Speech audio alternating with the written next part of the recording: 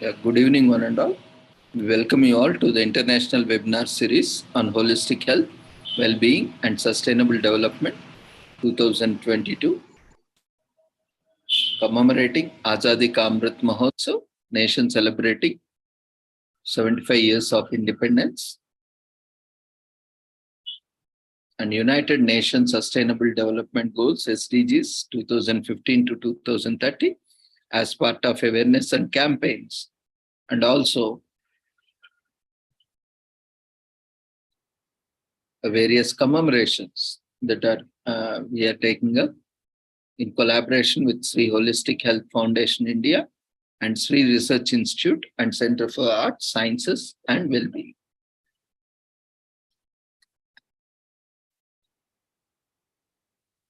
So before we start our session today, let's take the blessings of Almighty.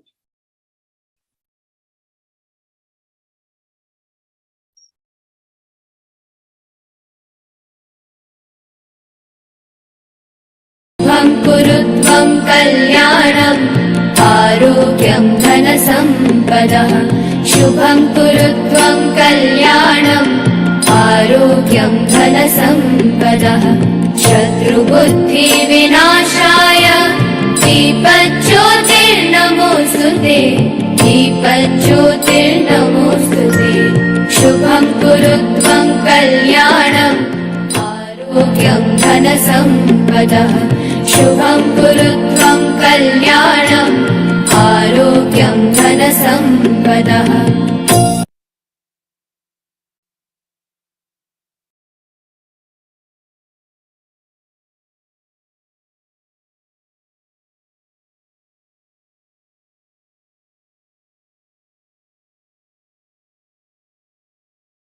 With the blessings of Almighty, we shall continue to today's commemorations.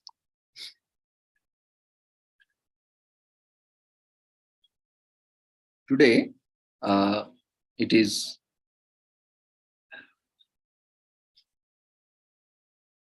we have various commemorations, as already mentioned, many, but we will, due to time constraints, we will take only few. This week, we have this entire week commemorations. First, we'll look at the weekly commemorations and then we'll move on to daily commemorations. So this week is National Book Award Week and National Recycling Week and also Talk Money Week and World Kindness Week.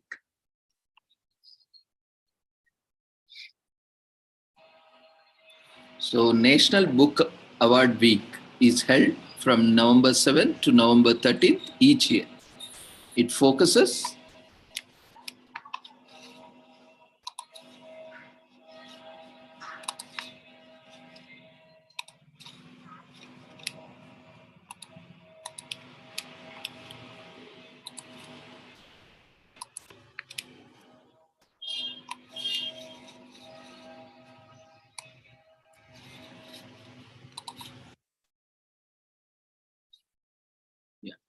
So it focuses on America's future authors, books, and literature in general. Basically, this is an international, but mostly, from the West, that is US.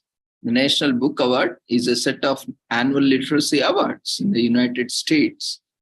At the last ceremony of the annual National Book Award in November, the National Book Function presents the National Book Award and 2 Lifetime Achievement Awards to the authors. Books for the National Book Award are nominated by publishers only, but participants in the discussion may require specific nominations from publishers. Right now, technology is trying to displace the print world and the number of readers is declining. However, Americans are still reading both digital and printed books. Indeed, absolutely, all writers and readers are waiting for the National Book Award Week. Everyone wants to know who will dictate the fate of American literature.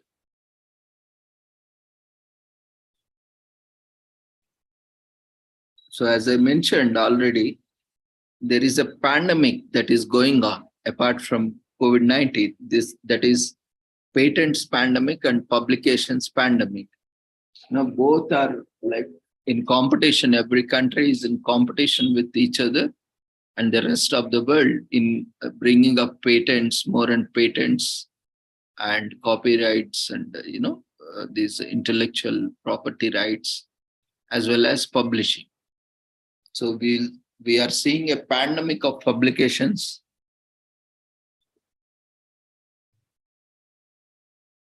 And of course, the kind of contribution they are going to make is secondary, but the value and all those are secondary. But entire world is a rat race on increasing their numbers and competing with each other in context of numbers. So in this context, the national, let's see the history of this National Book Week or Award Week. The National Book Award was established in 1936 by American Booksellers Association, in short ABA.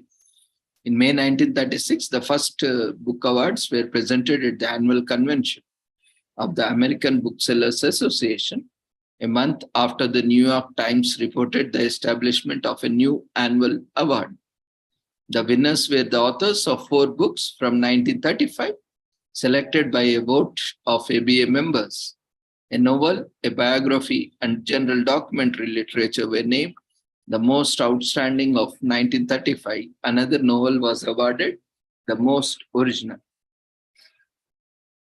After being abandoned during World War II, it was then restored by 3 book industry organizations in 1950. Only during the pre-war era, where authors outside the US were eligible for the awards. They are now awarded to American authors for the books published for about a year. Currently, the National Book Award is presented to one book author annually in each of the 5 categories, that is fiction, documentary, poetry, translation, and youth literature. So before, there were awards in many other categories, but they were removed or included in the current 5. The National Book Foundation also awards 2 Lifetime Achievement Awards each year, the Medal for Outstanding Contribution to American Literature and the Literacy Award for Outstanding Achievement to the American literary community. So, pre-war awards were announced in the winter, usually in February, and are named after the year of publication. Initially started in 1940 with the name National Book Award of 1939. And the National Book Award is cancelled and replaced by the American Book Awards based on the film industry model like Oscar. In 1980, the name got changed. And in 1987, the national part is re-added to the name. So initially it was there and it was removed, and again in 1987 the name returns and the word national is added to the award. And in 1988 the non-profit National Book Foundation is established to manage and sponsor National Book Prize. In 1988. So how prestigious is this National Book Award? In 2017, the New York Times named the National Book Prize with the Booker's Prize and the Nobel Prize in Literature, the world's most prestigious literary prizes. And what is the highest book award? It is the Nobel Prize in Literature. So that kind of value it is, which is awarded annually in Stockholm, Sweden, to an outstanding author of any country. And is there anyone who have won awards more than once or twice? Yes, authors who have received award twice or more include well-known figures such as William Faulkner, John Updike, William Gaddis, Jasmine Bird, and Philip Roth. Maybe getting more than once or twice we should also give an opportunity for others also. We have to look into details why others authors are not being selected or not being shortlisted or not being awarded. Just out of curiosity, don't think otherwise. So check out the list of nominees. Yeah, that's what I was talking about. By viewing the list of nominees for this award, you can also discover a new wonderful author who could even become your favorite writer. It's a great time to meet a new favorite author on the list. So read a book, and during this week, you can enjoy experience of fully immersing yourself in the literary world. See what nominated authors you know and those you don't. And if you do not want to spend this week alone, then spread the word on social networks, and you will be amazed at the number of people who will join the celebration. So, in this context only, we have, we also planning to launch, because even our countries has great amount of literature, books published, and we have great cultures and tradition. That's why on these lines also we are planning to launch a special track, special webinar series on book review, and where we can enjoy the entire book, where an abstract or a summary of the entire book can be presented in a session, so that where when we don't have that much time to go through any particular book, or not everyone is gets access to books, or so anyone, because everyone of us are reading some other book, we can share at least the insights of that book. And we'll be starting soon. We'll dedicate 1 hour for it, maybe in this before or after the regular time of 6 to 8, or we will try to divide and see every day, one of you, whoever is a book reader, book lover, can who in the past, if you have read some books, it can be academic books, it can be fiction, it can be literature, it can be anything, any book which is contributing to the health or well-being and sustainable development or environment, or any, for a good cause. Even if you want to criticize also, you are welcome. If it is detrimental to any of these, which is that also. But first thing we have to learn is, first we have to appreciate for what, even to evoke a discussion, a critical discussion or debate of criticism is also a great work. Of course, we all are very good at it. For appreciating, maybe we don't come forward, but criticizing, the very moment we get a chance, we start to judge, we start to criticize, because we are more negatively biased. It's not our fault, but somehow we have been tamed in such a way or trained in such a way. We when something good happens, we don't appreciate immediately. Especially with us, it's okay. We do it in a very, we might do or might not portray it in a very grand manner. But especially if someone else, gets some good thing, we are not, we are more into a jealous mode, or in a comparative mode, where we don't openly go and appreciate. It's not with everyone. It may not be with us also, but in general. That's why we see, when there is some issue only, we come and raise that. Otherwise, for many good things, we don't come and appreciate. Maybe I can take maybe the platforms like this. When we get an opportunity to register for free and attend for free, and gain knowledge for free, and also come together for free. We might not appreciate, but just imagine there is a delay in certificate, or if you don't get certificate, you see, you come up and start criticizing, or this is what this is just an example I'm saying, because a lot of things we don't appreciate, positive things, productive things, opportunities, we don't come up when we use opportunities, we don't come and say so many times, these are different. If we take a stepwise, these are first 3, 4, 5 steps which are getting is worth appreciation, but we don't appreciate, but only criticize when there is a delay, or when we don't get certificate, or then we start criticizing. But we forget about all these benefits that we have got. It's like, on a plain white paper, if we don't appreciate the entire white paper, but if there is one stain or a mark on the paper, we start focusing on that. So our life is also like that. We don't appreciate the lot of blessings, lot of grace we get.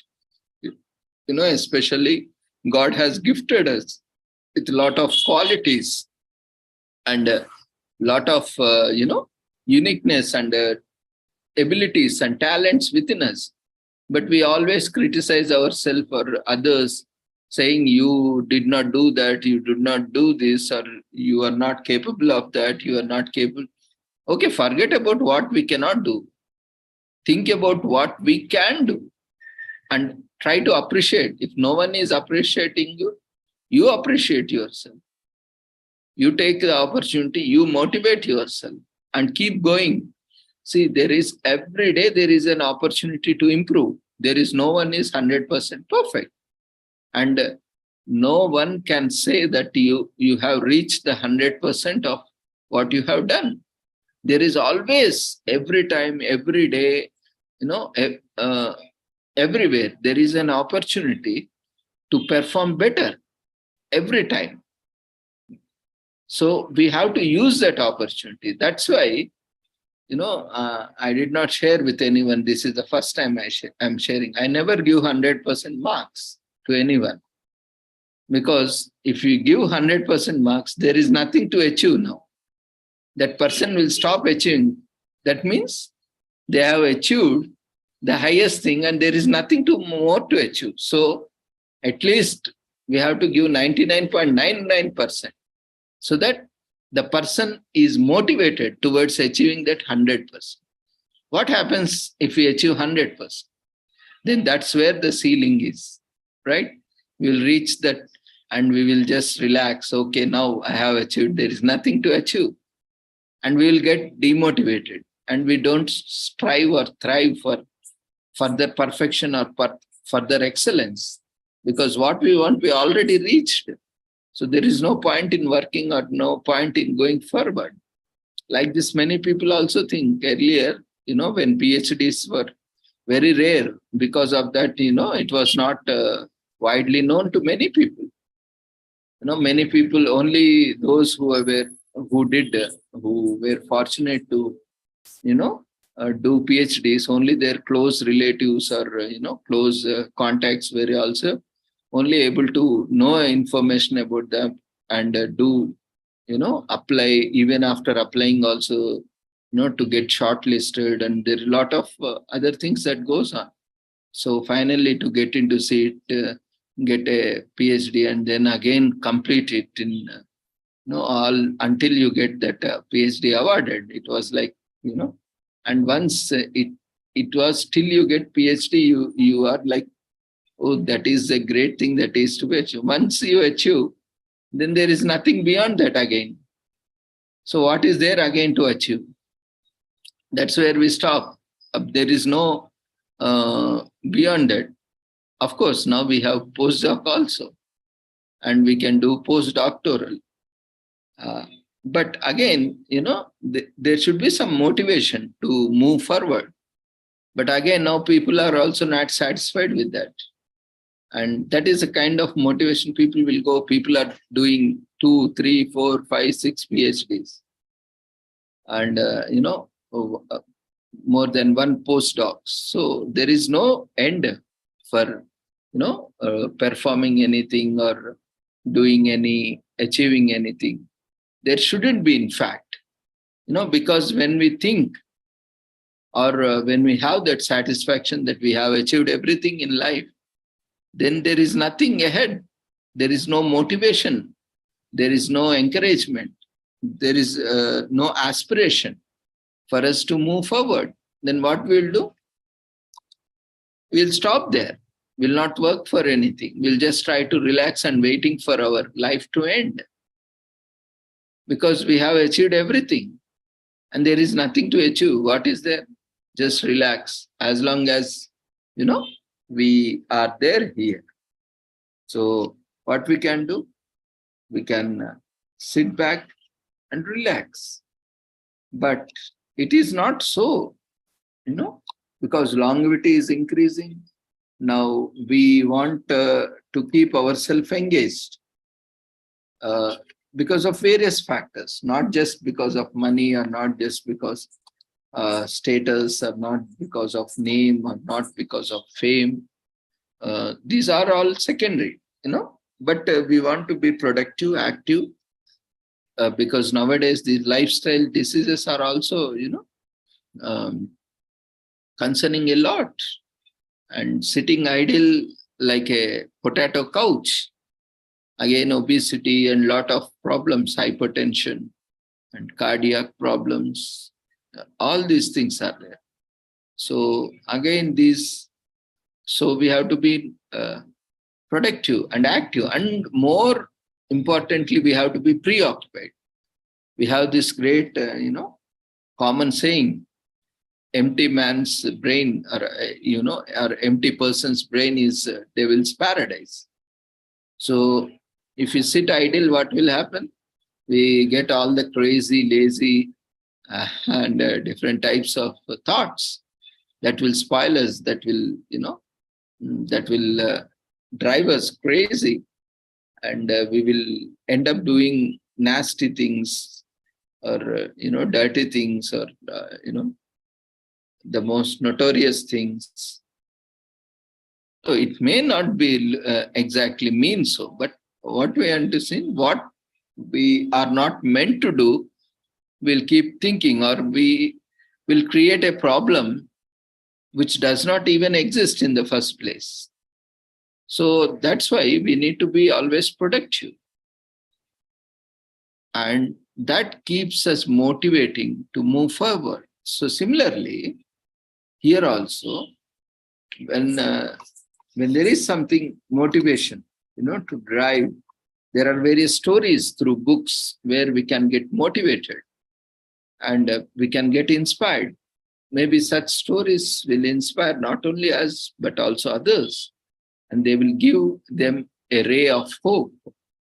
And, they can gratify them, at least with some stories. Some might relate to them. Some might give them a ray of hope to move forward, or some might give them a support system where they can, sustain themselves. So all these are very important. So share the stories and spread the words, and you will be amazed at a number of people who will join you and celebrate with you. That's what we are doing. We are sharing, we are caring for each other. People will come and go, that's a different, but there will be people who might not appreciate us, or might not, thank us, or might not express gratitude, but still people are getting benefited. More than that, what we need, it's not always, what comes accountable, because we are seeing we are having so many sessions on different things. There are, we are seeing reported statistics on each and every aspect. But we know now, everyone knows that there are more unreported cases or statistics. So similarly, maybe one or two might express gratitude, but many do not express their gratitude to anyone, sometimes to themselves also. So it doesn't mean that they do not have gratitude, or it doesn't mean that they don't express gratitude. But it also doesn't mean, that they are gratitudeless. But expressing or not expressing, or expressing in certain way, or in certain not in a certain way, it all differs from individual to individual. One thing is, whatever we do, we have to do without any expectations. So that keeps us positive and keep going. Otherwise, these expectations hurt us so much when we have certain expectation. And that person or that place or that location or that item or that product or service, whatever it may be, if that doesn't meet our expectations, we will get disappointed. See, there is nothing that they can do or it can do, right? It is whatever it is, it is. But we have certain expectations on it. That may be high, that may be low, that may be deep, that may be flat or superficial. But those are only our expectations on it, on them, or on that. So that makes us disappoint, or have a positive or negative emotions or negative attitudes or perceptions towards it or them or that. So these books provide wonderful opportunity where these books, movies, or audiovisual literature, or printed literature, electronic literature, all these provide wonderful opportunities to explore these situations and contexts and see how, in what ways people are different in different constitutions, context and circumstances. And the volume is a lot more that will blow our minds. There are more than 130 million books. That's what I was telling. Who has time? If we start reading entire life also, we'll not be able to cover. So now, that's why I told you, there is a pandemic of publication. Now, more than people, we will have books published. Soon, in next year, you just take out next year, we'll surpass the number of population. So for, in coming days, we will have at least 2 books per head of the entire population. So that is the amount of publishing that is happening nowadays. No matter what the quality is, quality is different aspect. But we are talking about quantity. There is a huge volume of publications that are happening. So it is also, in some respect, good, and some respect it is also, it can be the other side, a negative impact. But this all has their own pros and cons. And the longest printed sentence is 823 words. This sentence exists in Les Miserables by Victor Hugo. And the first typewritten book was Mark Twain's. The book was called The Adventures of Tom Sawyer and was very popular among school children. And President Theodore Roosevelt used to read 1 book per day.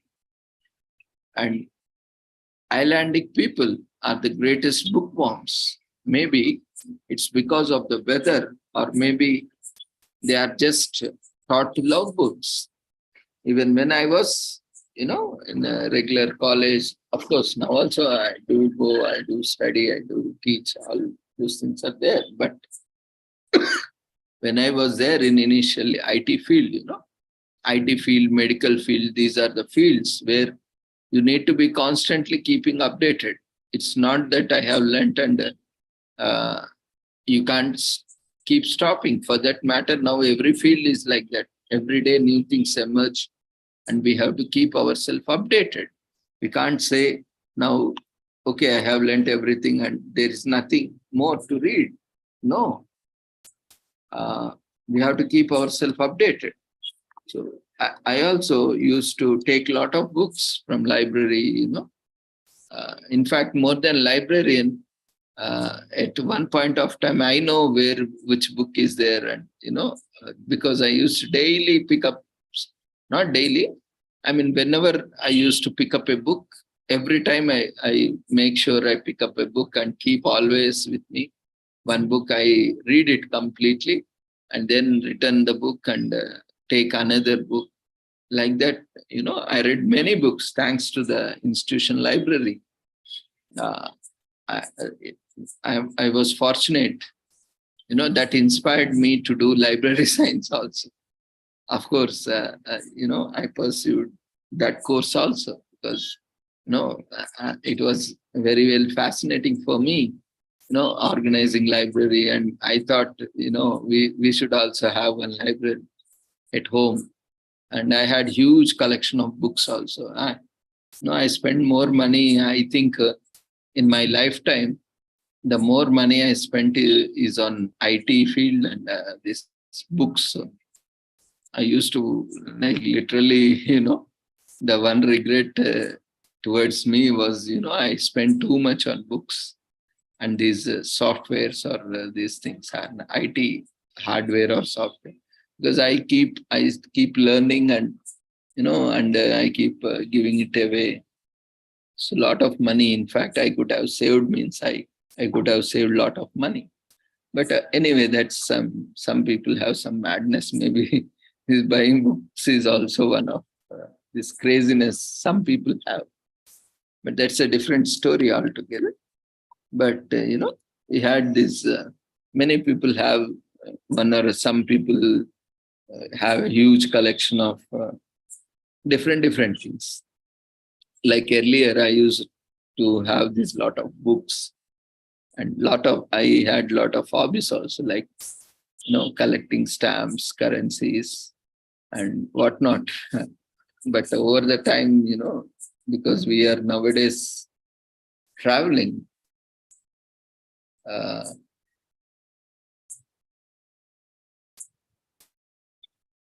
uh, so yeah, Neelamji, I understand, but there is nothing we can do. See, the number of participants, we cannot do anything because our own Telegram channel has more than 1,000 participants. Our two, but what we can do, see, everything is free, knowledge is free, we are providing everything, but what we can do now, you only have to tell what we can do to bring more participants. We are doing whatever we can do, we are doing it. And that's why we are also putting it on YouTube Live. Maybe, see, sometimes what happens is, I know many participants who came are coming also, they express similar views. Even I also think, but we should not get disappointed. See, initially we had participants in hundreds. In fact, in pandemic time, we had thousands also. We had the Zoom meeting capacity of 10,100 capacity initially when we had taken. I was a host for many meetings. That was also not enough at time. We used to have frequent crashes in meetings because, first is the network bandwidth, and everyone used to switch on that video. Initially, it was like everyone wants to take snapshots and share on social media. So, and earlier there was not so much flexibility in organizing. That was in, meeting mode, it was very difficult. Then we shifted it to webinar platform where we had greater flexibility. And, and we had to change. And later on, we started downgrading our packages. And finally, we have ended up with, again, that is also wastage of funds, right? If there is a purpose, we can have huge capacity. Investing $10,000 per month just for the sake of, getting is also, see, it should serve some purpose. It's not that we have resources or we do not have resources. We should not misuse whatever resources are there. So in that context, we have been started reducing, and we are on the, now, though now we are at 100 capacity, but even we are live on social media and we can go live on any platform. So that is enough. We are crossing. We are also crossing somewhere. At times we cross 500 also, but we'll not know the figures like here. People keep joining, leaving, joining, leaving, joining, leaving. They don't stay for first minute to last minute. So that's the reason. But initially I was also a little bit concerned, when the participants list were sometimes going up, sometimes down. But that was really at one point of time, though I am a very detached person, but because everyone keeps talking about it, I also was getting demotivated. At one point I also thought, why to waste my time? Okay, others, okay, but I thought, no, this is a cause we are taking, and even for one person also we should do, because that person, if is uh, uh, coming, that means, see, it may be me also, or it may be you also, or it may be some other person. See, one person also is giving value, and he or she is giving their time and coming and joining us. We should not disappoint. So that is more important. That's what I feel also. See, okay, anyway, now the recording is available in YouTube. Maybe today, or they might not recognize the value of these things. Or maybe some more time today, we have seen many things that has gone viral, and we have seen many people who did not achieve anything in their life, and suddenly, they broke fortune in their 80s, 90s also. We have so many stories. So it's not that, anyway, we are not doing it for name or fame or anything, right? Because God has given us the opportunity to share, and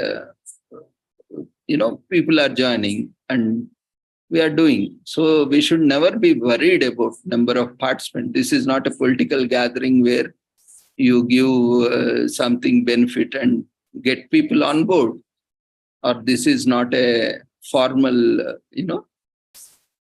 or what we call any particular academic institution that is organizing, where we can say, if you all don't attend, you will be marked absent, or it is mandatory.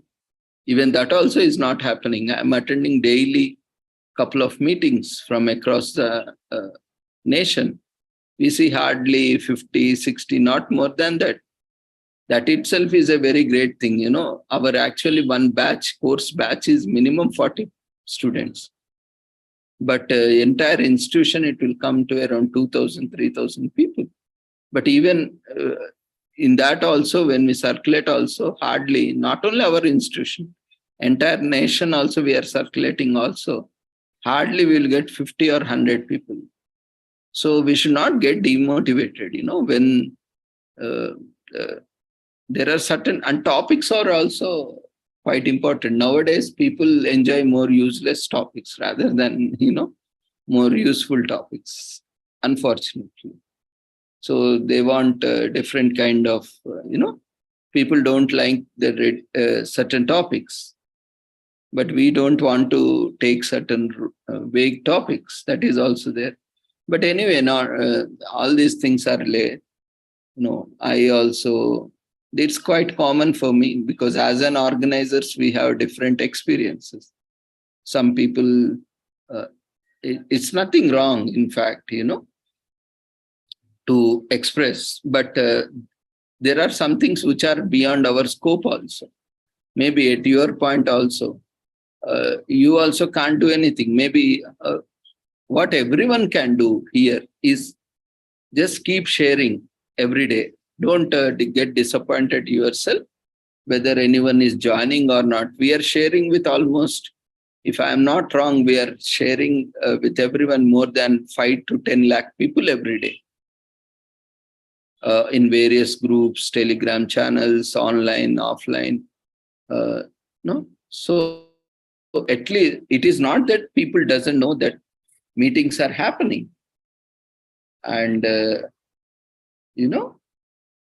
it is not that people don't know. They know, but it's their choice and we are respecting their choice. It's fine. But at least it doesn't, always we don't have to look on various aspects, like these many books are there. And that's what I was wondering, na?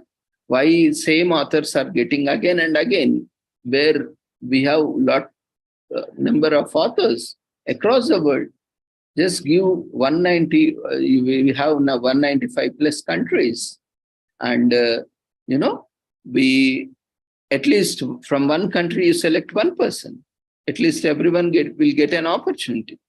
Can't we find at least one great author from one country? Why we have to give the same author?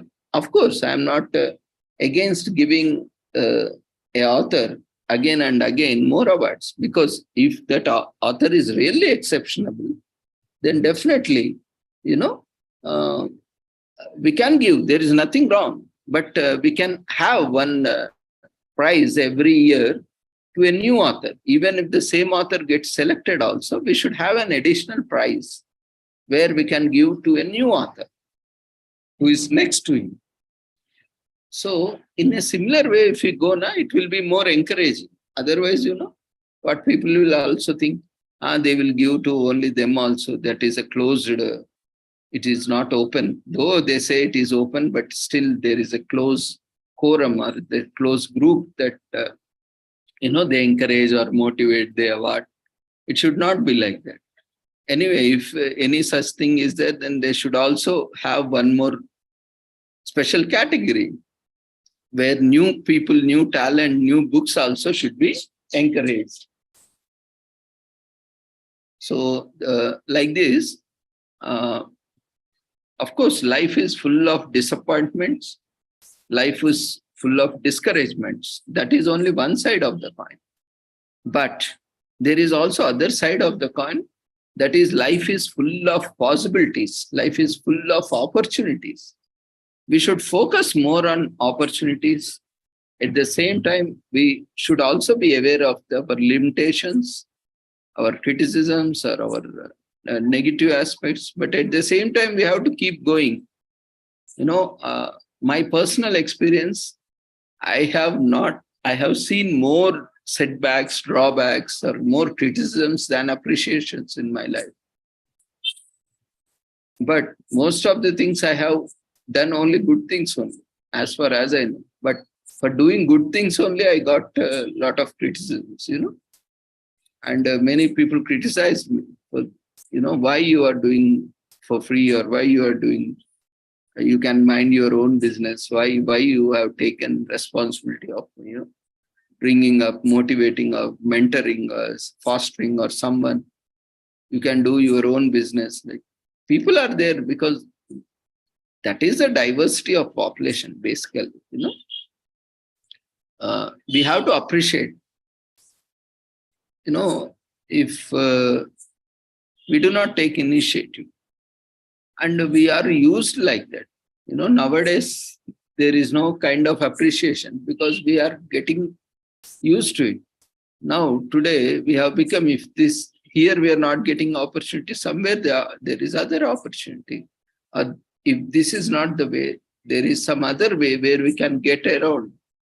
So that kind of attitude or perception is only leading to a lot of corruption now. See, yesterday only we commemorated this Vigilance Week, and we were talking about corruption, anti-corruption, and all those things. It is only because that kind of mindset. We always look for excuses and way to get around. So that creates a lot of corruption, and a lot of biased and lot of prejudice or preconceived notions that will again impact us in different ways. As means not only as an individual, but as a society, as a community, as a state, as a nation, or as a world itself. These are all very important, and we can get a wonderful opportunity by reading books or watching movies or any audio, visual, or printed materials. We have also recently commemorated audio visual literature by United Nations, and also today we are commemorating National Book Award Week, and similarly, that's why this commemoration is also very important. Initially, when I thought of taking commemorations, I thought, why we can take any other topic now. But, at the end of the day, we need some context. Unless and until we have some day, we are not coming up with a relevant thing, because most of our festivals itself, we are not celebrating.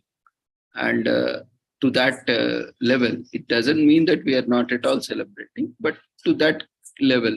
So unless and until we have Mother's Day, we are not taking a photo, or we are not taking care of us mothers, or it is not applicable to everyone, but this is what kind of Western influence on us.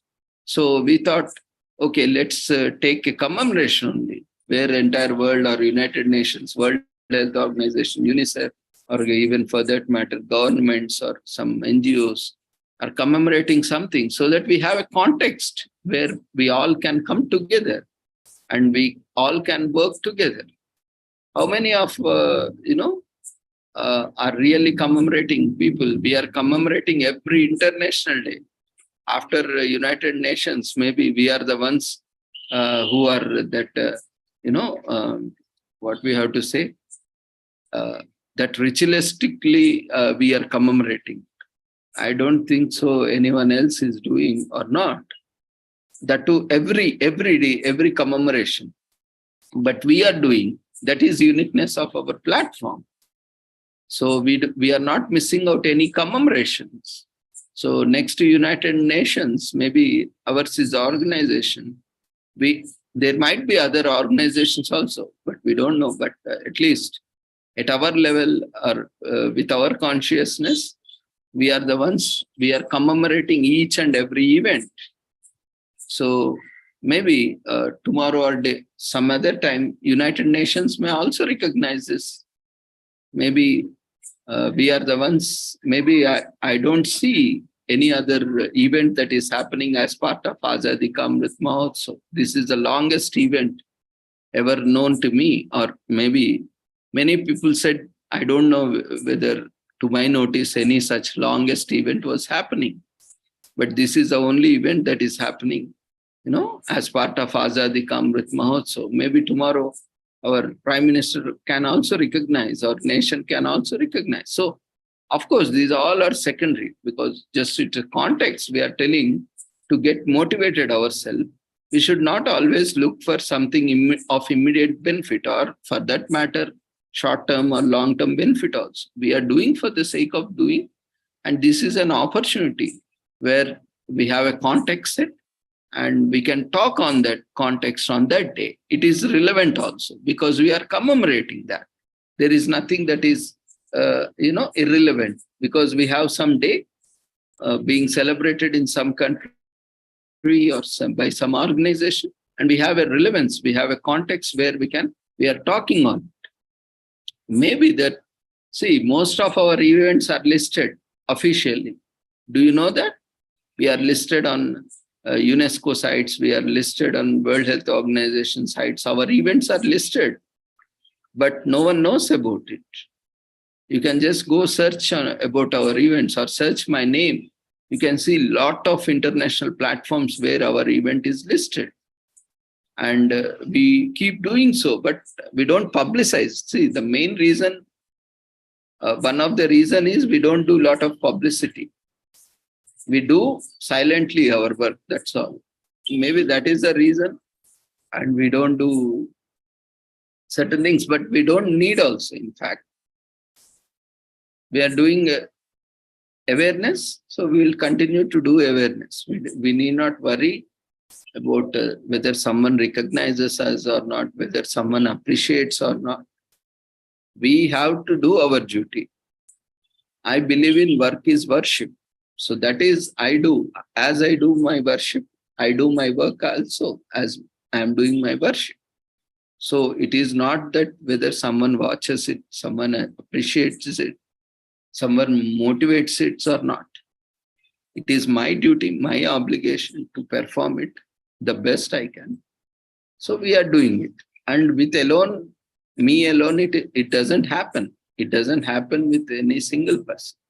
It happens because, a lot of people are coming together and supporting us. May not be everyone is there with, before me, or not everyone is in the front, but people are there to support. Not every time everyone comes, because we all have our own priorities and all these things.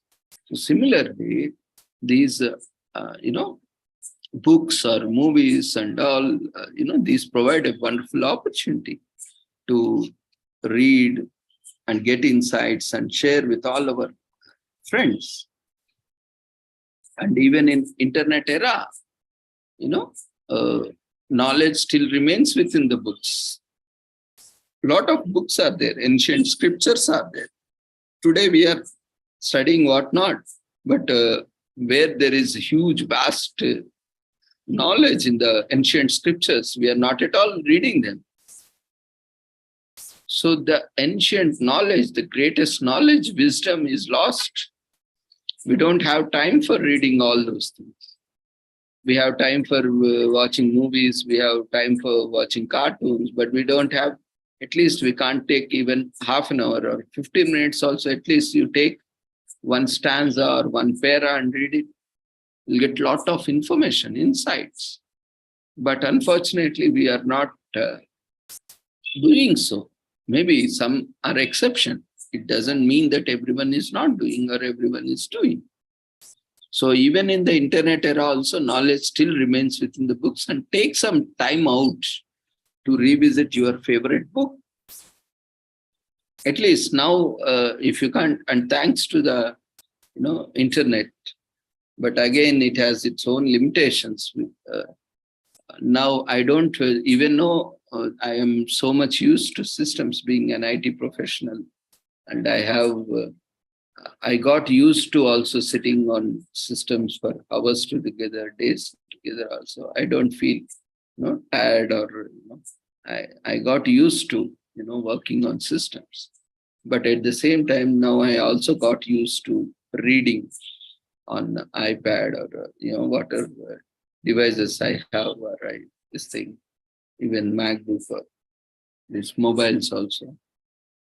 So we keep reading. But the experience is different when we read from the book and when we read from the device. That feel, the senses, the 5 modalities we have, this smell, touch, and the kind of visual, tactile, all these tactile senses are different. Holding a device, it doesn't give the same experience. And moreover, many research also pointed out that reading from these devices is, doesn't have that much impact as reading from actual physical books, because there we have, these 5 senses working together, coordinating together. But in device, a lot of distractions are there. The main reason is we keep a lot of notifications coming, and that screen size is also not so, these sizes are not meant to, or not so used to the kind of size that our books have. They are of different sizes. And this lighting, especially, background lighting and other various aspects are there, which keep us distracting, or which keeps us straining us more. And we cannot handle also as like book, literally book is used like everything, At last, when we get sleep also, we keep book as pillow and we sleep. Or we just hug it like a pillow or something, toy like, and sleep. So even that also we can do with book. But we cannot, just hug it and keep it on head. And, at times I broke the screen also. So it happens in the sleep. Sometimes we keep just lying on the bed reading something, and it just slips onto the bed or something. We sleep on it and just wake up in the morning to see the screen got cracked or the touch screen fails. So these are different kind of experiences, Uh, so all these are very useful, in times. These are the differences that the difference between reading from physical books and other things and reading on devices. We have different set of experience because we are more used. Actually, if a child new nowadays, children are more getting used to devices. They are not so used to carry these loads of books and paper. They have different they have different practice, or they are used to a different thing. If you give book to them, they might not be interested. But we came from age and we more than IT, these devices. I used computer where there was no hard disk. We used to start systems where we inserted floppy disks, and now there's 5/4 floppy disk, and where we used these chips also, to start, and we used this floppy disks to start the system. Operating system was on floppy disk. We without inserting that floppy, that system doesn't start. Where Windows also was not there at that time. We were using simple DOS, IBM DOS, and we were using this Unix. Even before Linux was there, Unix operating system and all these things. So we are of that age, so we know what kind of, and there were no online, and online was too expensive. We were using these dial-ups, PPOE, using telephone lines. And it was very costly those days to have, first of all, to have telephone itself. Not everyone was fortunate to have telephones or TVs in their homes, those days.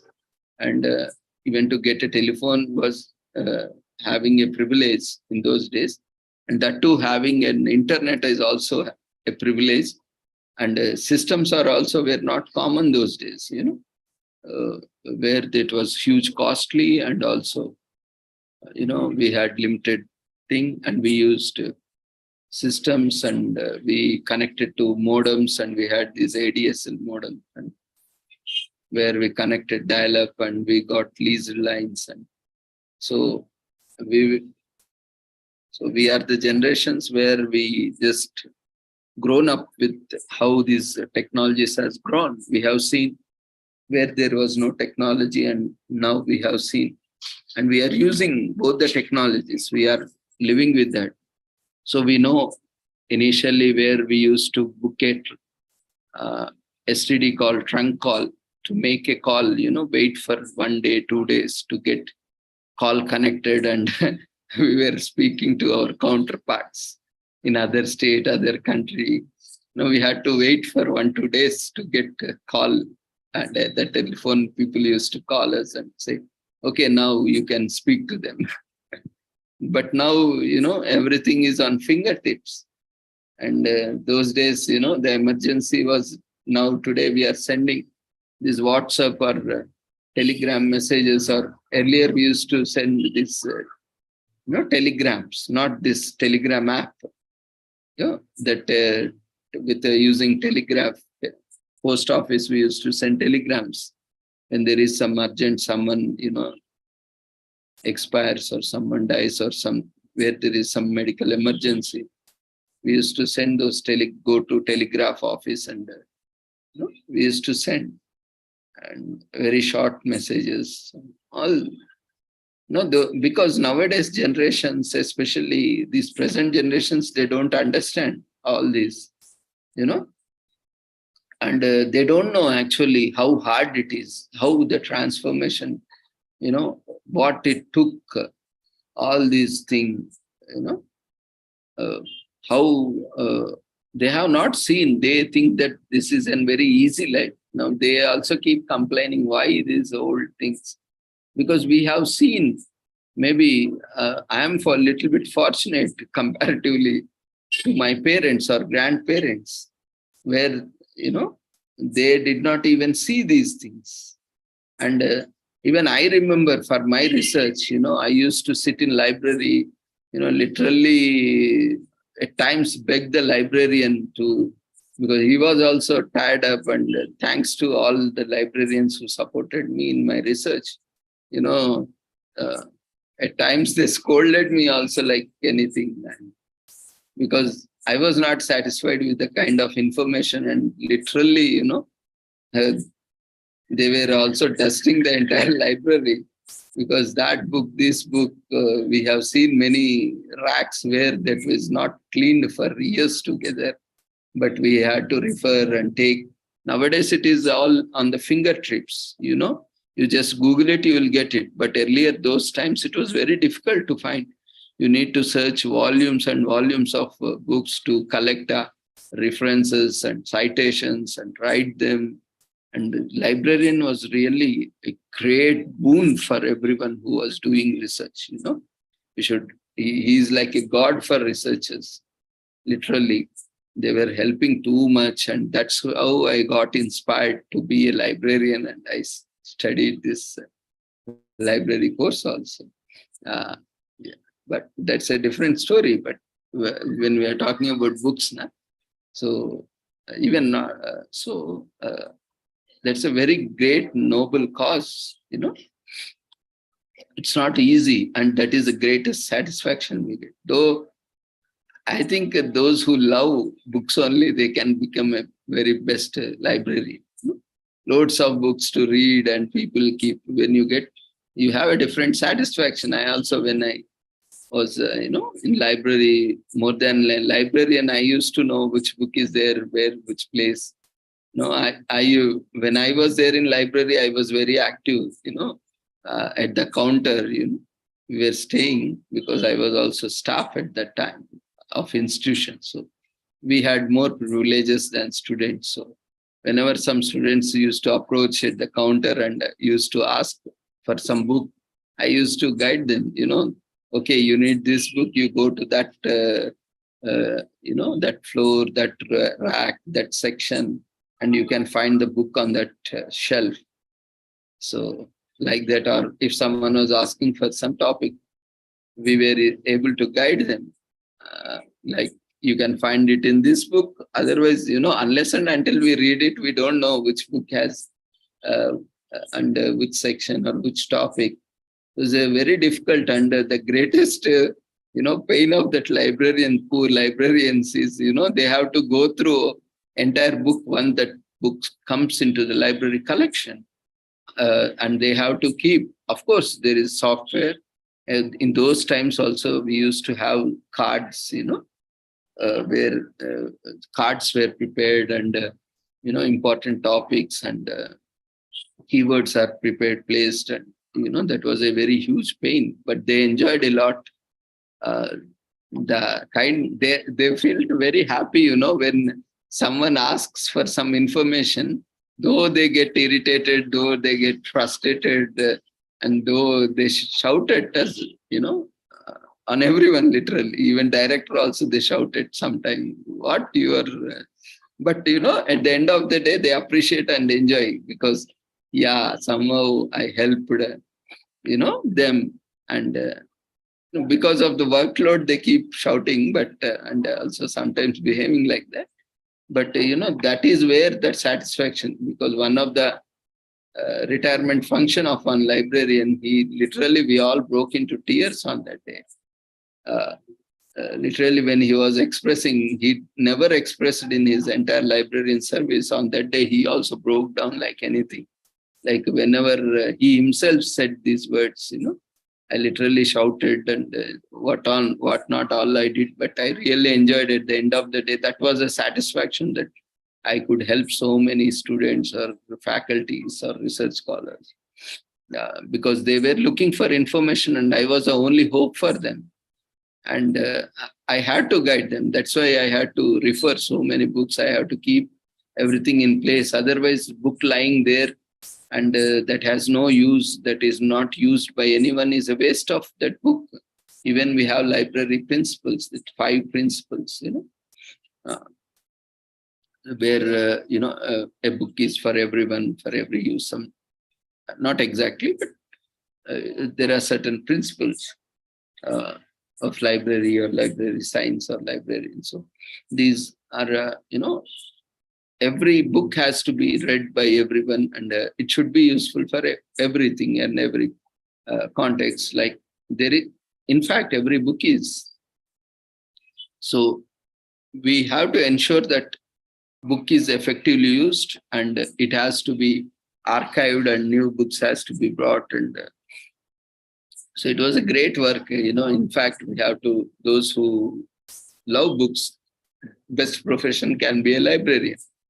And nowadays, the librarian role has changed to information officer, information scientist, whatnot. With the information sciences, they are not just limited to these physical books. Now, a lot of access to databases online. This also has, improved a lot of scope.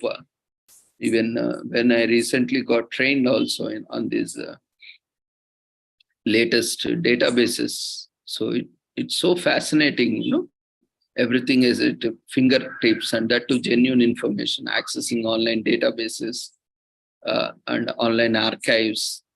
It is a really great information. So these books are really a great treasure, and especially these ancient scriptures are a great treasure for everyone. We should always take some time, to go back and read. If we are not able to read personally also, we should try to listen those who have read it, and those who are,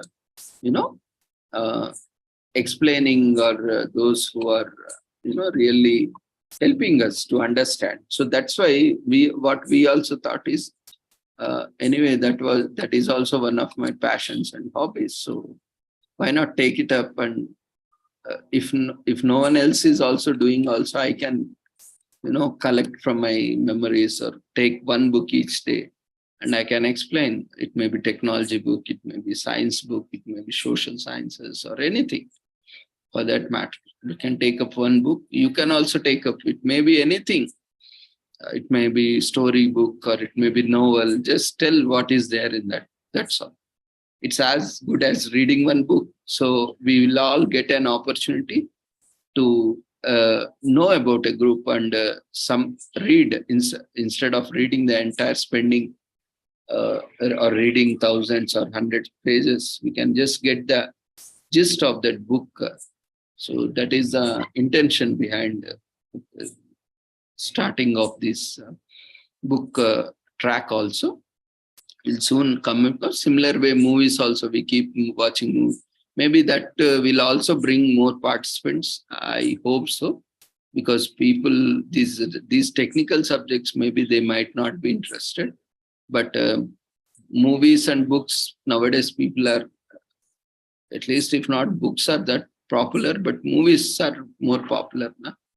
People are watching, not going to movies, or at least they are watching on mobiles. And so maybe this can also help to get more participants. Or, of course, that is not our main intention, but it can help. Otherwise, also these are all there on YouTube. Any moment, anywhere, anytime also you can watch. And we are soon coming up with this, channel. Presently, we are streaming on different channels, but we are soon moving to a dedicated channel where you will find all the videos there. So it will be there as long as, the platform is there. So you can go there, watch, and you can keep sharing. So we should not be really concerned about who is not joining. That is what first thing I learned, and I am practicing. We should focus on we should not always focus on what we don't have. Then we'll always be disappointed and always get demotivated. What our focus is, what we have, what we can do. When our focus is more on that, we'll not bother about other things. Those who have joined, we need to be more focused on who are there, who are present here. because they have come all the way. And anyway, those who have not joined, anyway, they are not going to join, or they will not join, or they may not join. They may join also later. But that doesn't, is of immediate importance. So this is an opportunity for everyone. Whoever is there, you have to utilize that opportunity and try to gain maximum benefit out of it. Try to gain maximum insights. Other certificate and all is other thing. Whenever, because as you are doing, we are also doing all the course. There is nothing that which we are not doing, you are doing or something. We all are human beings. We all have similar kind of duties and things to perform. So beyond that, we have this great task, maybe, maybe some may not feel that what is there in this organizing and all. But we should also remember, if it was that easy, everyone could have organized. Because we don't have any colleges, or we don't have any institutions that are running. Thousands and thousands of people are running or making promote it and make a huge business or profit out of it. So here, this is a purely, a noble cause platform where we are sharing our knowledge and without any expectation, without any benefit. And in spite, we are putting our, time, money, and all those things, all resources on this platform. And more than the time is more valuable, People, in fact, I have to sit from morning to evening. Speakers come and join, leave for their session. They don't even have time to wait for my session also, Many people say, you see how these people are, they don't even have a gratitude. You give platform to them and they don't even stay for your session also.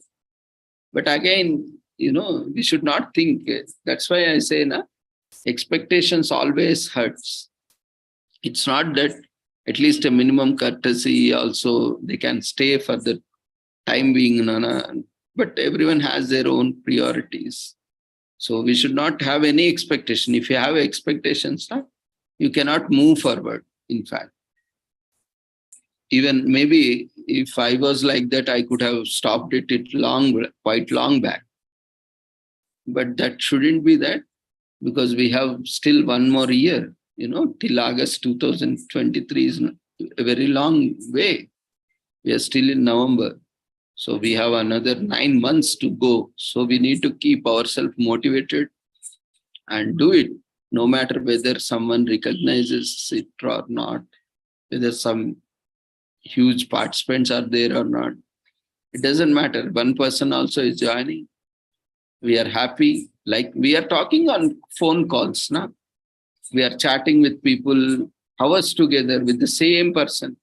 And sometimes we are talking to the same person daily for hours together. When we are not bored there, why we have to get bored, or why we need to get concerned about, having same participants or same speakers, or for that matter. It all depends on our perspective, our attitude, our thought process about certain things. If we take positively, if we take constructively, if we take productively, and if we have interest on that, definitely that things shouldn't matter us. Always that concern is there with everyone, for me also, for coming participants also. But what to do? We cannot do anything. Whatever we are doing within our resources, we are doing. Beyond that, there is something which if we think too much also, we will get disappointed, we will get demotivated. So better keep it off. We'll keep trying, but at the same time, we have to promote reading of these books and all other things. Even nowadays, libraries are also, a lot of people are not coming for libraries, because everything is at the fingertips. And libraries are, nowadays, a lot of libraries are also getting closed. But, especially public libraries are where hardly, they have readers. But thanks to these academic rules, guidelines, and NAC, all these ratings, because you need to have library and you need to have good number of books. Otherwise, you will not get the rating. So thanks to at least that kind of obligation, now institutions have to maintain a library, have to maintain, subscribe to books. In that way, at least, you know, people on and off visit libraries and get information. So it all, I think it all now, librarian job has become a very challenging job, because earlier it was only to keep the books in order, but now the librarian job has a greater scope. Now, not just maintain books, but also maintain the entire library. He has got the new role of administration and lot more scope. So the responsibility has increased, and it is the survival also at times. Surviving library, and because library is a living organism as per library science. It keeps growing. It keep shedding itself. It's a living organism basically, as a living like us. No? It has ups and downs, and it also gets. We have to remove. Those old which are no longer used books, and we need to. It's not like removing. We need to archive, and again there is a space constraint, and we cannot keep everything. Then we need to find some alternative. We have to move certain books to the department libraries, or some additional spaces where we can accommodate new books and at the same time keep the old. Otherwise, we have to, send these books to our partner institutions or sister institutions, or maybe to other nearby schools or colleges or libraries, so that when we want, we can go there and access. We have this practice in library, lending books, taking books on credit and exchanging books. All these practices are also there. So we can keep sharing those books and keep improving our collections, adding new, all these things. It's a wonderful science, in fact. It's a wonderful job also, if you like to practice. So this commemorates awarded authors have gone through a lot to fulfill such a significant accomplishment. Being awarded means that their books have not only reached the reader's heart, but also publishers. So we love books, and we'll continue reading books. So with this, we shall conclude this commemoration of National Book Award Week, and then we'll move on to National Recycling Week. This is based in Australia, because we keep commemorating same events again and again. That's because, when we are commemorating national days, all these national days have significant to their local nation. So they might not be always same. They are different also, based on nation to nation. That's why certain, commemorations keep coming again and again. There are some international or worldwide events. They are same for most of the countries, but national, they keep changing. So here, when coming to Australia, Planet Ark celebrates National Recycling Week during the second week of November every year, which began in 1996. This year, it takes place from November 7th to 13th. So Planet Ark gives councils, organizations, schools, and individuals a crucial opportunity to increase their recycling knowledge, develop better recycling habits, and create trust in recycling. We encourage you to cherish resources by lowering the need for freshly created materials, reusing high-quality second-hand products, and recycling.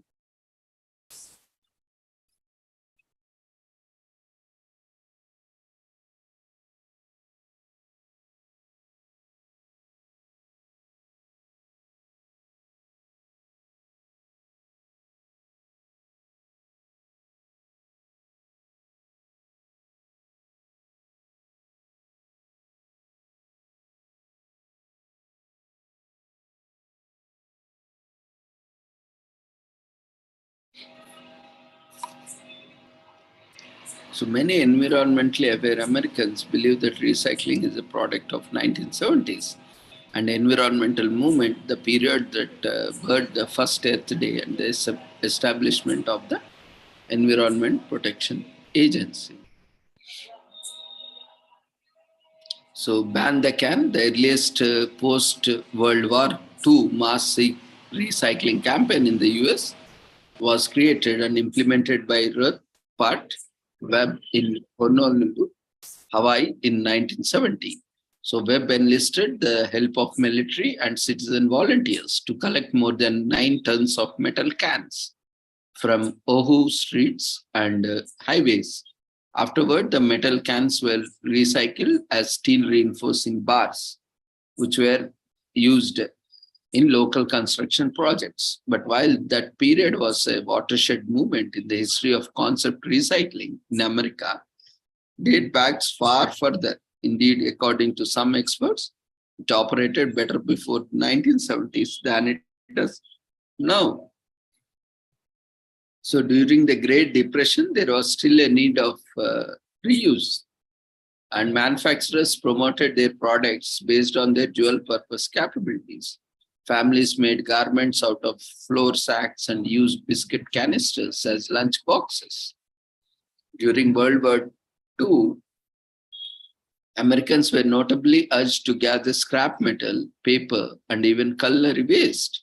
Through many experts today believe that these things were mostly stacked up, unused, and that these were initiatives were propaganda tactics to get students interested in the war and obtain support.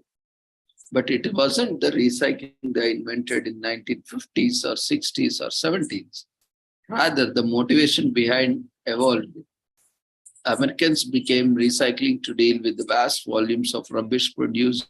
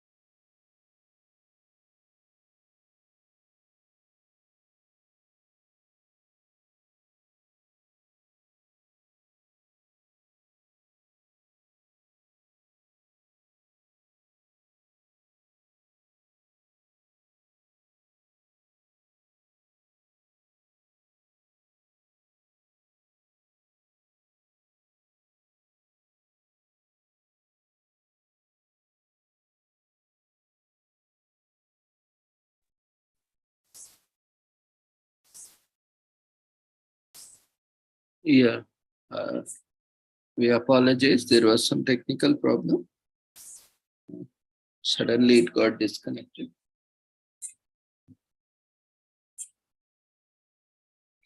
Okay, so we shall resume where we are.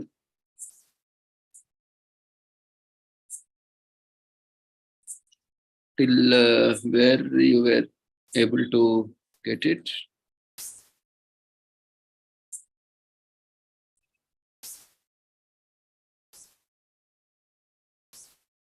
Just give me a second.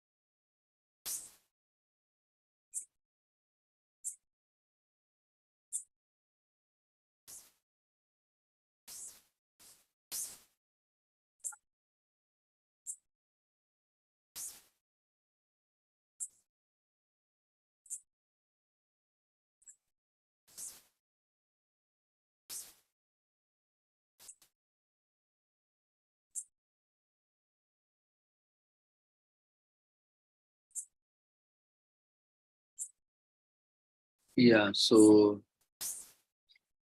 we're talking about recycling initiatives. And yes, we see that different products or different materials have different timelines for degradation.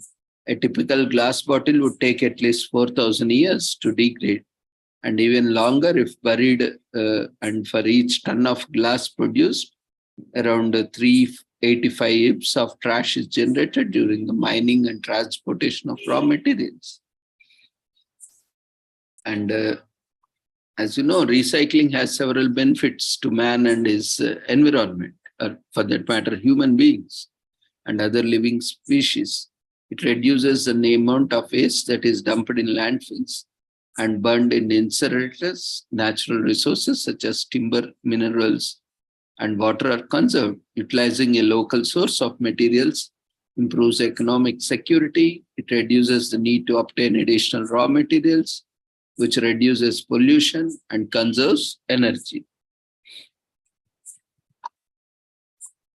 So teach people importance of recycling. The joy of recycling is contagious. So let's not just preach and teach, show, practice.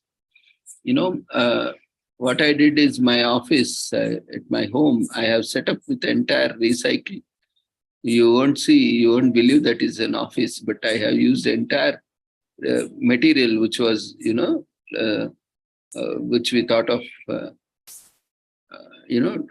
disposing it off. I used the same to set up my office at my home.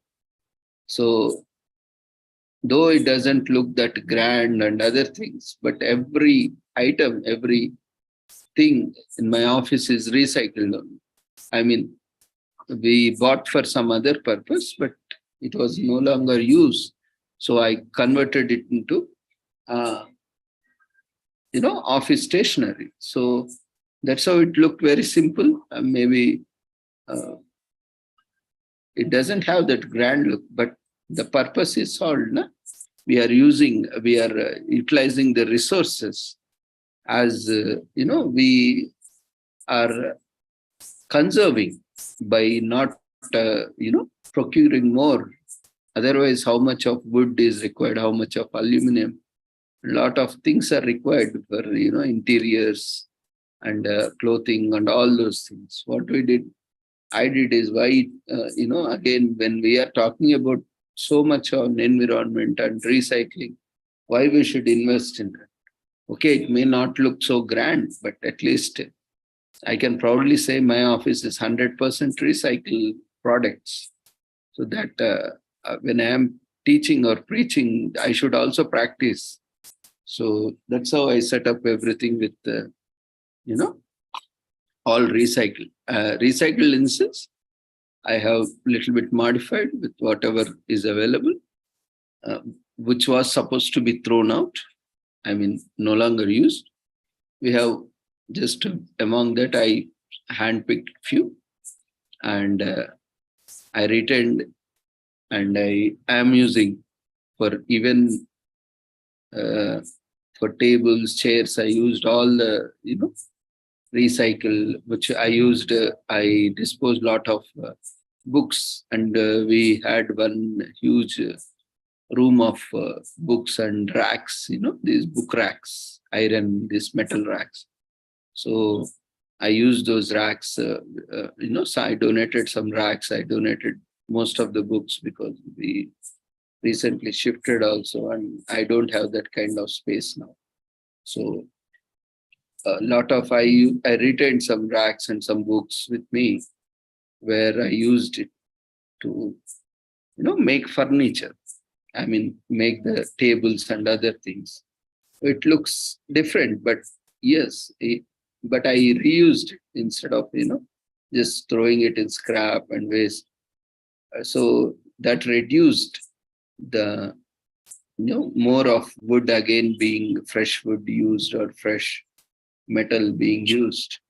And you can't imagine if I say that that is old. Maybe that we have just got it cleaned and repainted, and it looks as if they are bought for this purpose. And you can say this is not a good choice for setting up office, because instead of buying this, you can buy that. But we did not buy anything. In fact, we used the same thing, which was left unused or no longer used. And so in a similar way, we can reuse everything to some extent. Don't think what other people will think, other things. These things are, there are always people who keep judging, who keep for no matter what. But that shouldn't be, what that shouldn't stop us being what we are, what we do, what we practice. When we are teaching, we should also practice. So in a similar way.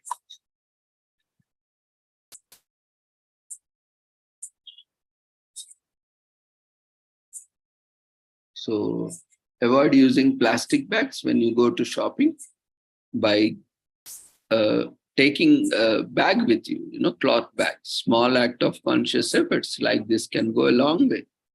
People nowadays, no matter how much we teach, they say, oh, it is more convenient, use and throw, use and throw. Oh, it is just costing.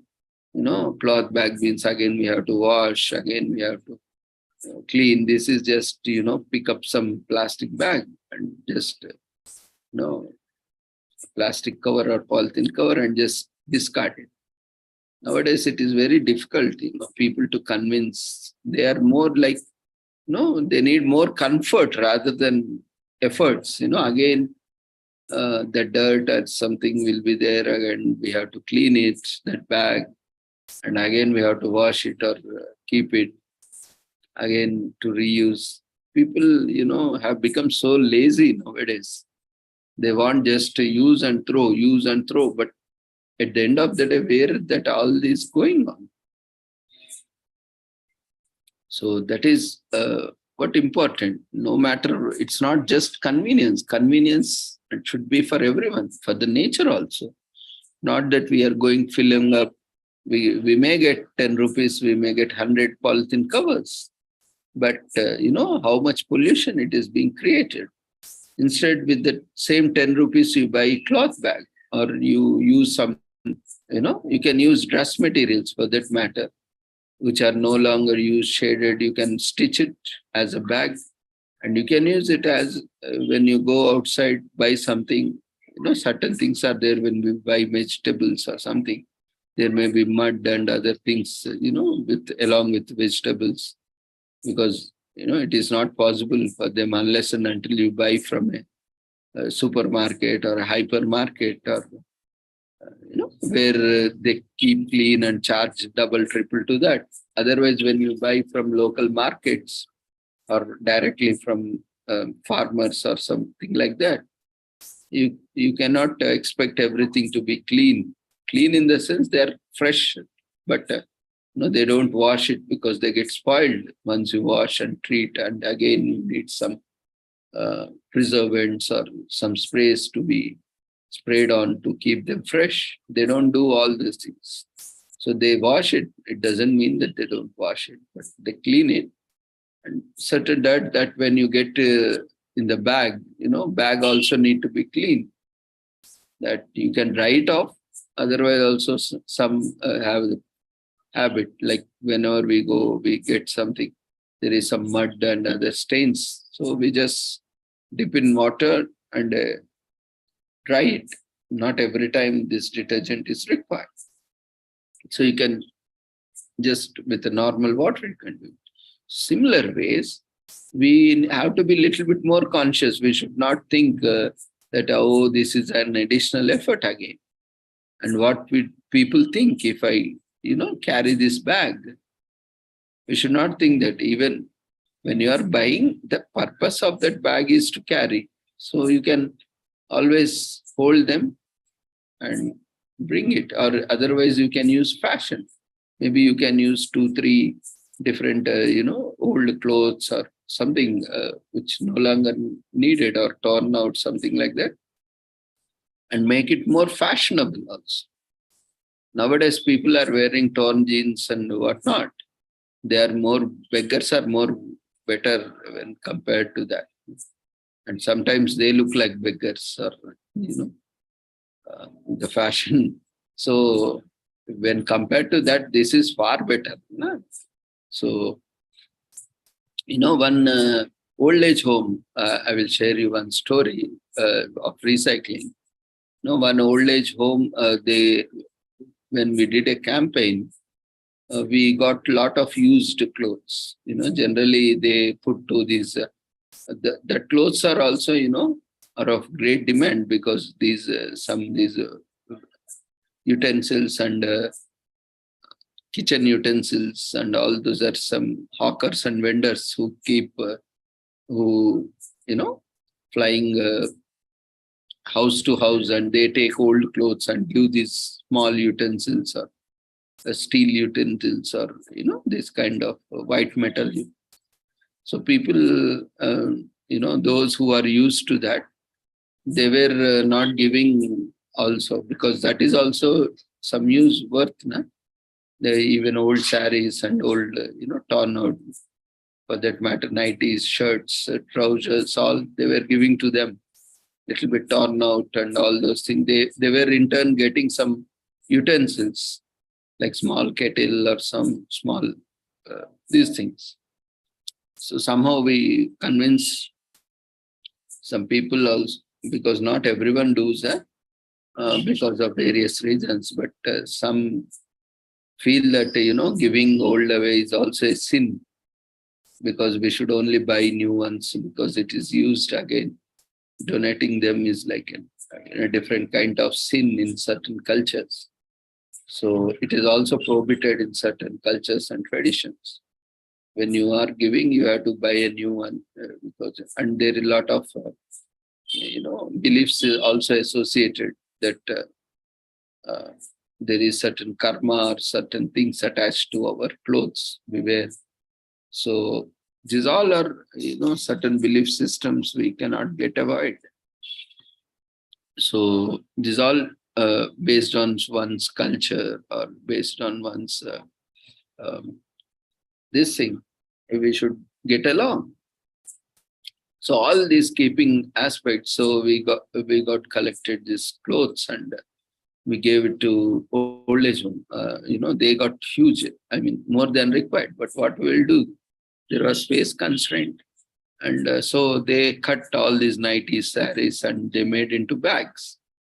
We gave it free for everyone. Those who were coming on their birthdays and like that, whoever came, we gave them free to them so that they can buy vegetables or whatever groceries when they go now. Instead of taking polythene bag, this old saris, old nighties, and old shirts, trousers, they were, open. I mean, they were unstitched and they were stitched together to make bags. And that was given up for free. There is no need to pay for them because anyway, they are coming on to helping feed and on their occasion. So whoever is coming, we used to give 2-3 bags to them. And that's not our old age home. Even they were used to give. So similarly, we can use like that. Different ways are there. There is a saying now, where there is a will, there is a way. So if you think that there is something that can be done, then definitely we can do it. If we think that there is no way, then definitely we will not find any way. So find certain ways to recycle. And you can always find, don't feel shy, don't feel, any other way. It can be used. If it can be used, use it. Don't think what others will think, or don't think this may not be look good. As long as the purpose is solved, you can try innovative ways. So in that way, we can recycle everything, anything. And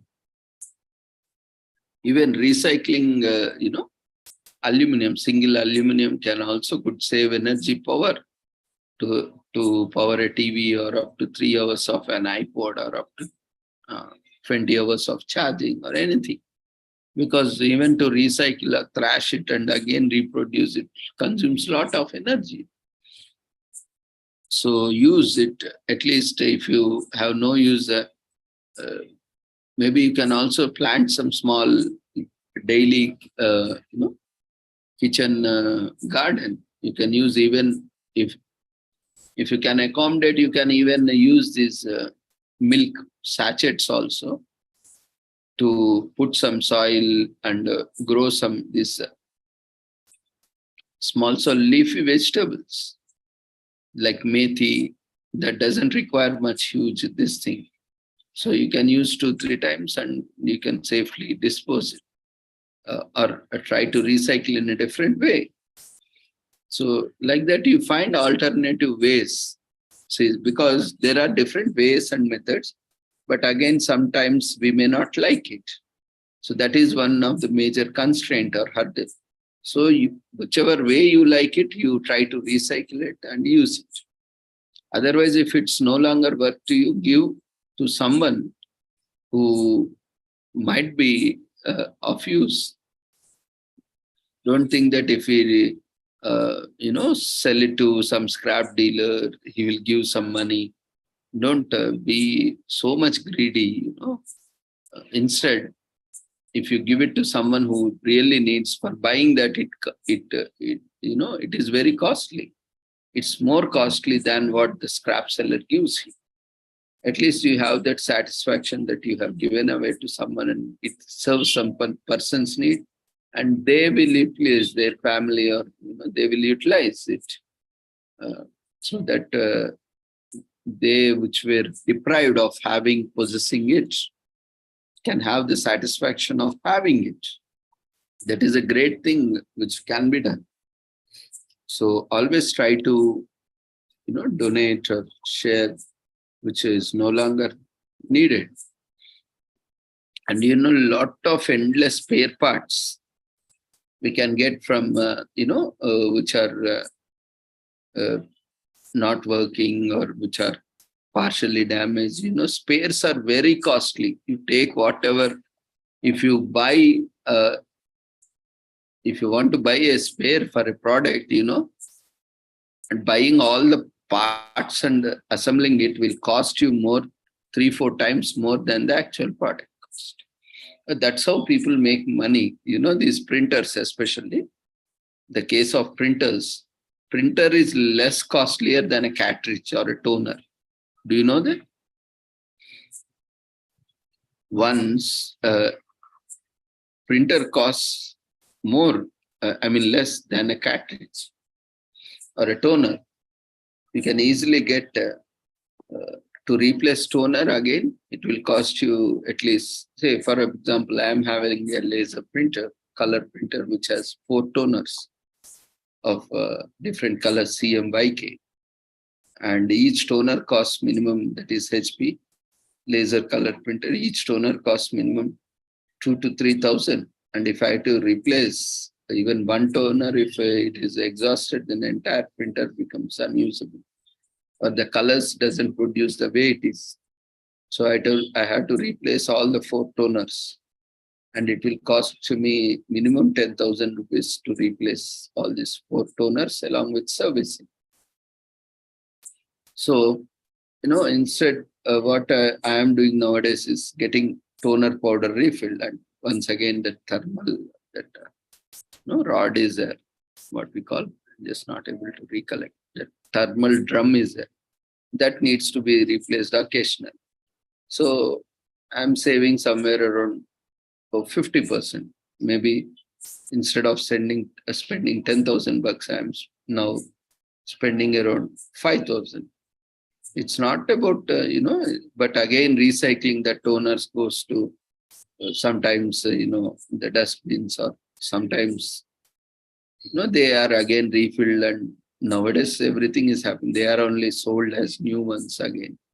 That is also happening, and all these things are there. But, we can safely use the toners as long as you use it in a good condition.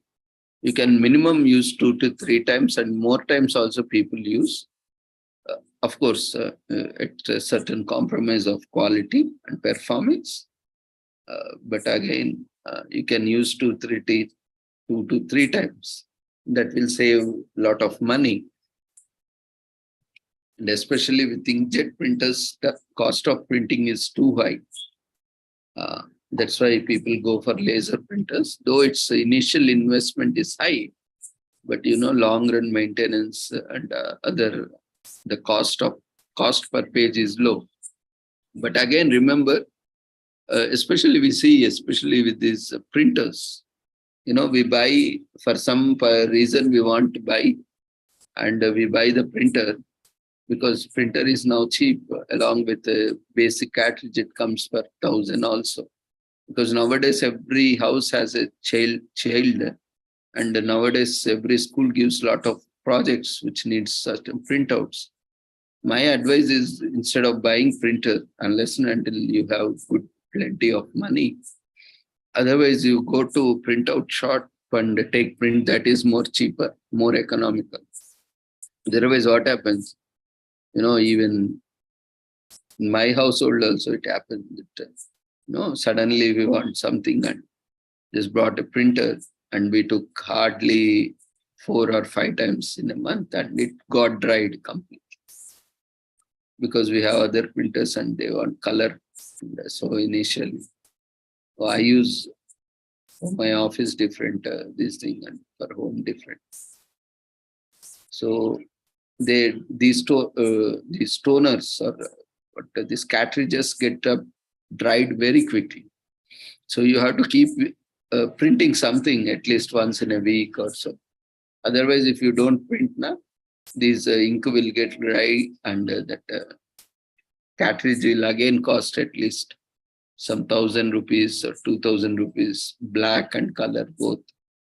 Again, it will cost you 2,000 or 3,000 rupees. Again, with that, you can get the same new printer. basic models. Though nowadays we are getting refillable tanks and all these things, but unless and until it's not about money, it's about the utility value of the printer. Otherwise, again, maintenance cost will be high if you don't use it regularly or once in a week, or you for no reason you have to take printout. Otherwise, that ink gets dried up. So to keep that in good maintenance, so instead of that, the best option is go to shop. Even if you spend also, poor that guy will also survive. You can have some printouts occasionally, so that is the best option. Yeah, of course, if you have a regular printouts, then that will be a bit costly. So you can go. So it depends on purely the kind of purpose and usage, the number of prints you take.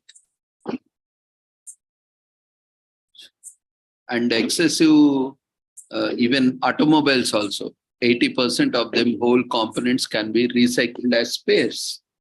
Even electronics also, lot of spares which can be taken out and used for the. Otherwise, it's very costly to get original spares. I mean, those are also original, but in such way we can recycle. And also packaging also, almost 15 to 25% of the amount is additional to the product pricing for packaging. So you can use also packaging materials to recycle, which otherwise ends up in trash.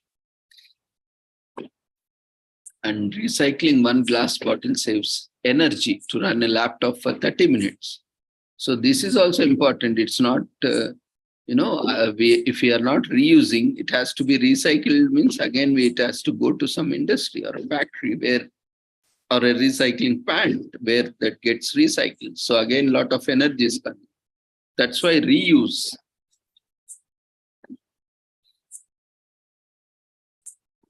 So engaging people on the importance of closing the recycling loop by buying products made with recycled content is also a key to creating a sustainable future. And by promoting roadside industrial and community recycling efforts, this campaign continues to inform and inspire behavior change. When we are talking about sustainable development, it is also important to have this. So we already running out of time. So we have Talk Money Week.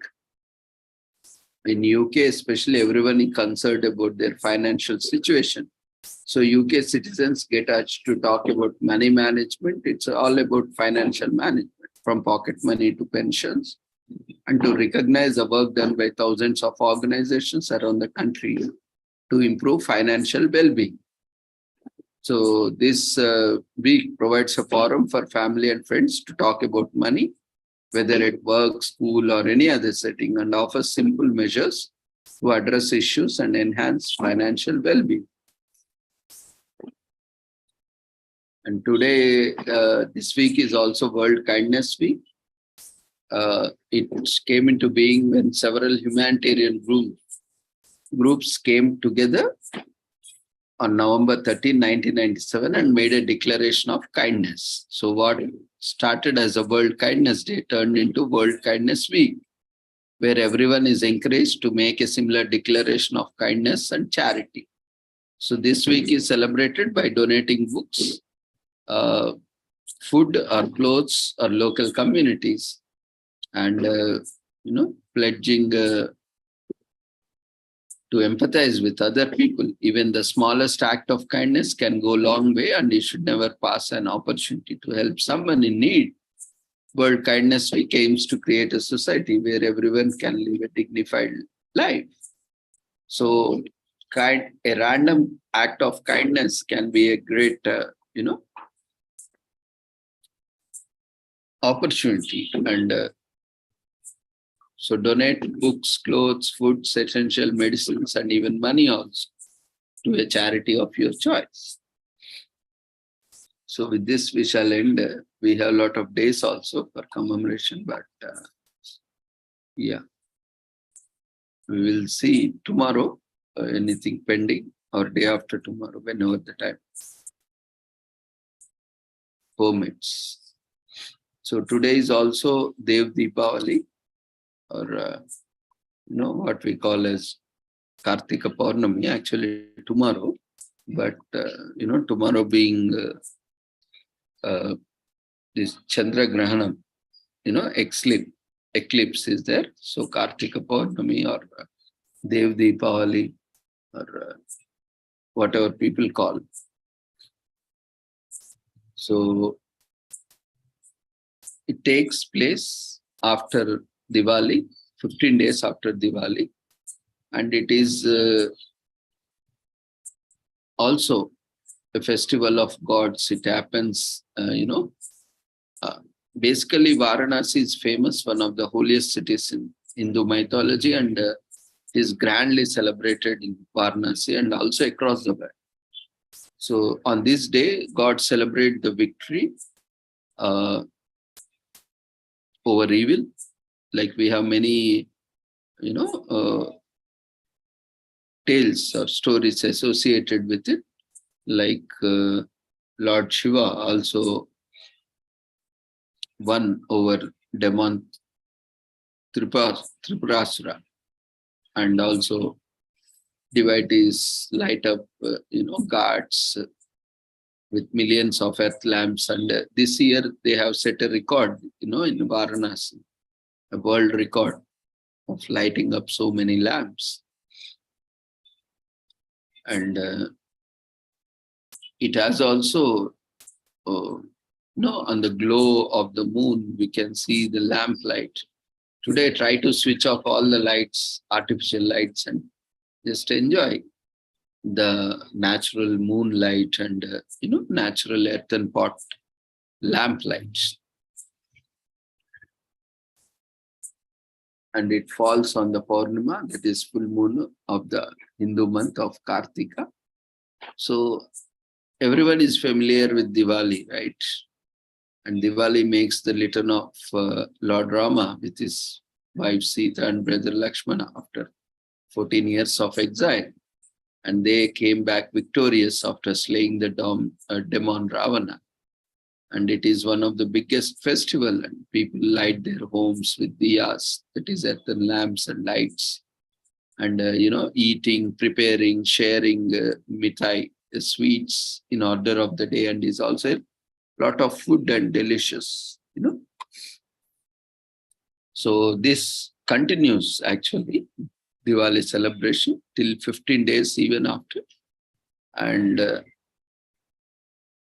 this day, today, Dev Deepavali or Kartika Purnami. This is a day where again lamps illuminate the steps. Their light reflect in the river's shimmering waters, the hymns of chanting, couch shell blowing, rhythmic drum beating all around. It's hard not to feel the presence of divine forces. And, lakhs and crores of people, especially devotees, take a dip in the holy waters of Ganges.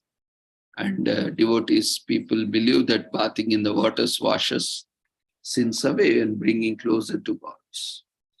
So there is also another story that Lord Shiva, who defeated and killed 3 powerful demons, Vidyanumali and Tarakaksha and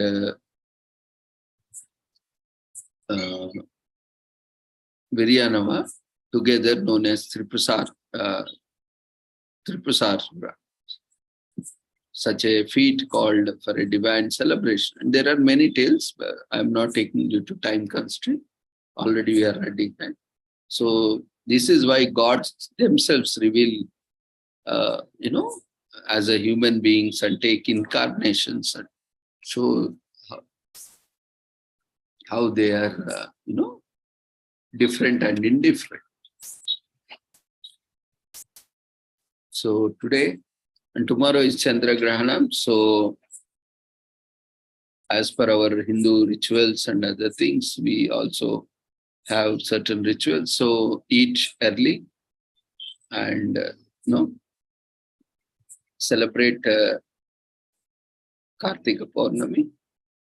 And I wish you all, everyone, happy, joyful, colorful, and safe Kartika Purnami to all of you, or Dev Deepavali to all of you. With this, we shall end this commemoration, and we'll see whatever is there tomorrow or day after. So I am sharing feedback form to all of you through polls. Whoever has left, don't worry.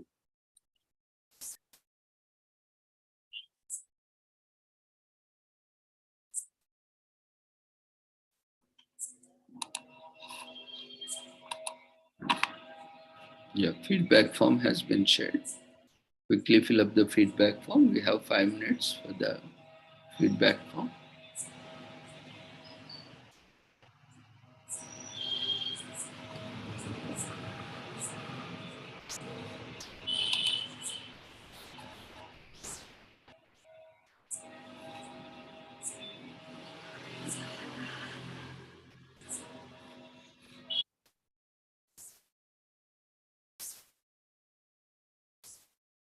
While you are filling up the feedback form today, there are a lot of other commemorations like Job Action Day, National Canine Lymphoma Awareness Day, Color the World Orange Day for cancer, and National Bittersweet Chocolate with Almonds Day, National Cancer Awareness Day, and National Hug a Bear Day, and National Programmatic Advertising Day, and Notary Public Day, National Retinol Day, Recreation Day. So many days are there. At least we take at least 50 to 100 commemorations we get every day. But we cannot commemorate everything. So just handpicking few. So with that, we shall conclude today's sessions. So everyone quickly fill up feedback form before you leave the platform. And see you all tomorrow at the same time with a different topic. Take care. Good night.